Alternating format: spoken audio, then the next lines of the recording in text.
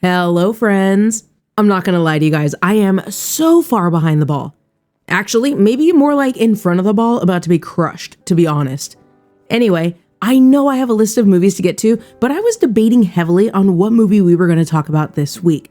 I was gonna post a poll to the community tab on YouTube, but ever since I typed FDJ out loud, YouTube just doesn't like my polls. Now, I know I don't have this massive audience, but I would get at least a few votes. So back-to-back zeros is super weird, but I'm not wrong, so whatever. I was going to talk about Captain America Brave New World, but I decided to talk about The Monkey instead. One, because my honey and I saw an early screening, and I don't always get to drop an episode the day the movie releases.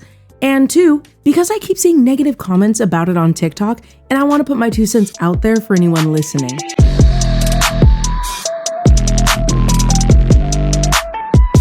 Hey there, movie lovers. Welcome back. It's your movie buddy here, ready to dive into one of the movies on the shortening list of movies that I need to catch up on. Whether you're a longtime subscriber or follower, or you are here with me for the first time, I am always happy to have you here. If you're looking for detailed plot breakdowns, you won't find them here, but stick around for my spoiler-free thoughts and honest opinions on the latest film I watched in theaters.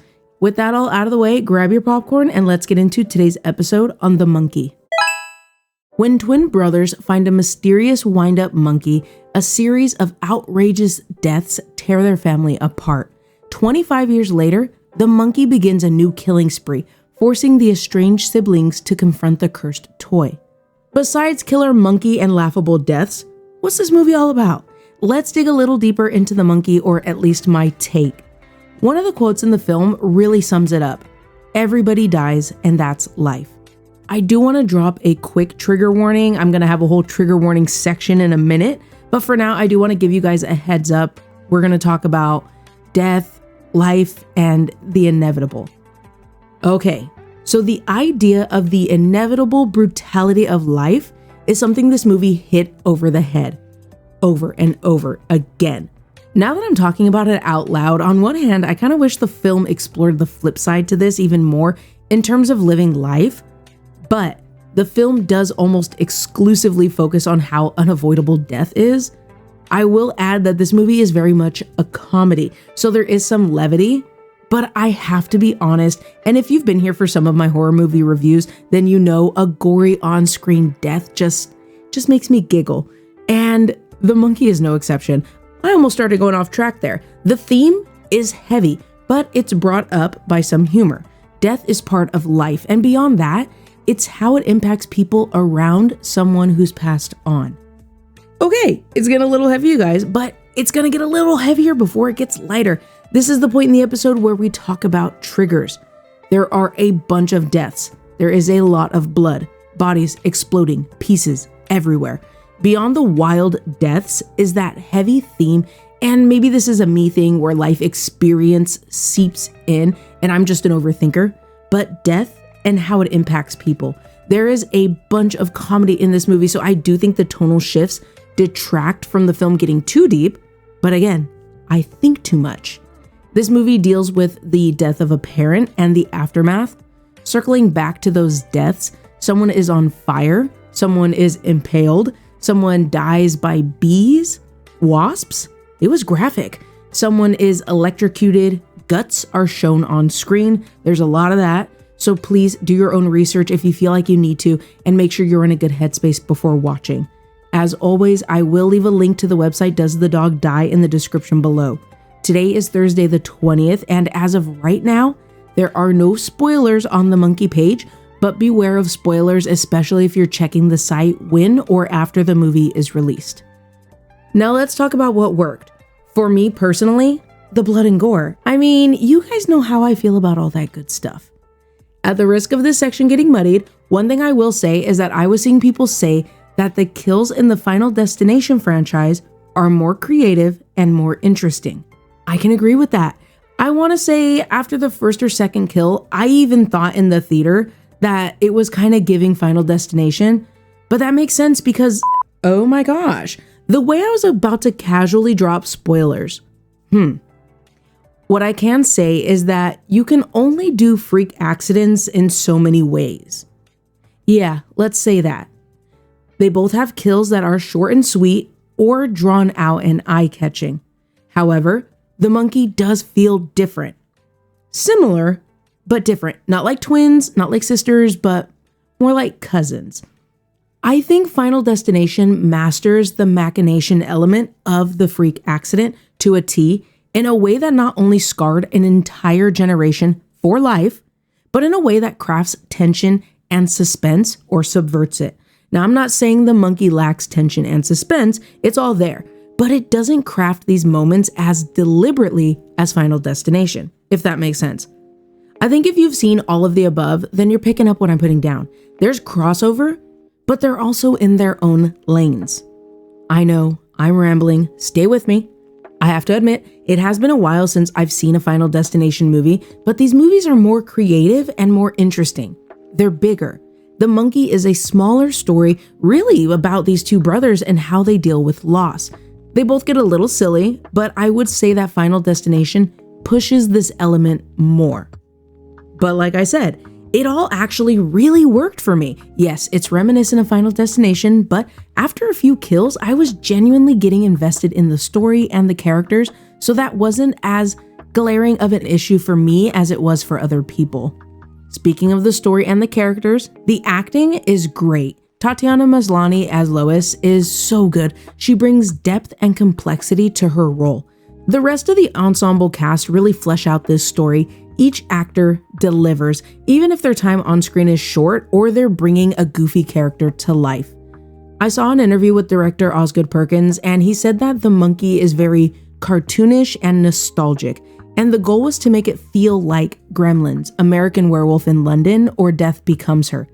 To be real, back on what I said a second ago, I don't mean goofy characters, but really more like those over-the-top cartoonish characters.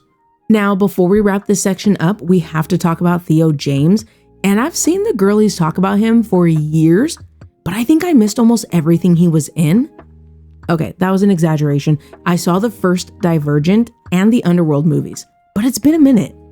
Anyway, fantastic. I think he did a really good job as Hal and Bill. I always think it's really interesting when an actor or actress gets the opportunity to play multiple characters like this because we get to see more range and more nuance from them. Okay, getting out of the tangled mess that was my thoughts on what worked and getting into some criticisms about the movie. Like I said at the top of the episode, this is where I want to put my 2 cents in, so I'm going to share my thoughts along the way. We already touched on the Final Destination of it all. Was I a little scatterbrained? Yes, but I think you get the gist. So let's talk about this movie not being a horror film. This is something I've been seeing come up a few times online, and I wonder what these people think horror is. I don't mean it in the way it comes across. I know it sounded bad. I'm genuinely curious. 2 years ago, we talked about Jordan Peele's Nope, and I said, quote, "Just because a movie lacks explicit gore and jump scares every 15 minutes doesn't mean it's not horror," unquote. Horror is the vibes. It's the tension and unease. It's the fear of the unknown. It's the fear for a character's safety. It's the psychological and or physical terror. It's the twist, and it's the themes of morality and the human condition. I mean, this movie is definitely horror, but I think these people were looking for something else or something more. This person goes on to say that the trailer was promising, but the movie is bad and disappointing, blah, blah, blah. I'm never super interested when someone says a movie is bad, or good for that matter. I want the why. Why is it bad? Anyway, the trailer was promising, but I would say that it's everything in the trailer and more. The trailer gives the blood, and it gives the humor. What I did not expect from the trailer was the surreal. But you can't unwind the monkey, so you just gotta be open-minded and roll with it. It's not too crazy, but if you think it's too crazy, at least it doesn't last very long when it gets there. I don't want this section to get too long, but it's important to keep in mind that horror is subjective. Just because I think something is scary does not mean you think it's scary. Something you think is scary, I might not think is scary. And people have their own interests. But I have to drop my own critique here. Okay, it's not really a critique, but it's more of a heads up. The Monkey is undeniably a horror film, but it's also a comedy. The tonal shift can be jarring, and the movie maintains this throughout, but I thought it was unique and engaging, but I can easily see how that wouldn't be for everyone. Now, let's wrap up with my final thoughts on the movie. After discussing its key elements, the real question remains, is it worth your time? In my opinion, maybe. It depends if you like this kind of movie. I will say, and maybe this is a hot take, maybe not, I like The Monkey more than I like Longlegs. I think if you like an entertaining flick where people die in ridiculous ways, then this one's for you. Now, you might be wondering, if you want to watch people die in ridiculous ways, you can just watch Final Destination. And you'd be right. But you can watch this too. Maybe the kills get repetitive, but I think that because they're so over the top, they're hilarious. We talked about this in the Saw 10 episode. This kind of stuff makes me laugh, so I am locked in for every single kill. If you feel like Final Destination is repetitive, then I would skip this movie. If you're looking for an entertaining movie that has great acting, great effects, both CGI and practical, that will make you laugh, either from the over-the-top kills or dry humor, or you just want to see Theo James, then this one's for you. If you are squeamish, skip this movie. If you do not like blood, skip this movie. The Monkey is not scary, but I think, if I'm remembering this right, a loud noise made me jump once or twice. All right, you guys, before we wrap up, let's talk about what's coming next. There are a few movies that I need to catch up on: Companion, Hard Eyes, and Captain America: Brave New World. Now, I know YouTube doesn't like me right now, but I'm going to post a poll to the community tab on YouTube anyway to see what you guys are interested in so I can focus on that movie next. After that, so I just did a quick Google search, and these next few weeks are going to be really empty. I probably won't get tickets for anything until mid-March. I don't know if I want to see Novocaine yet. I do like Amber Midthunder, so I just might. Death of a Unicorn also comes out in March too. I saw one trailer for that last year and nothing since. I might watch these movies, I might not, we'll see. But for now, a huge thank you to everyone who has stuck around with me to the end of today's episode. Last week, I shared my thoughts on One of Them Days. It's a little bit of a shorter episode. I had a lot going on, and I wrote and recorded that one pretty late.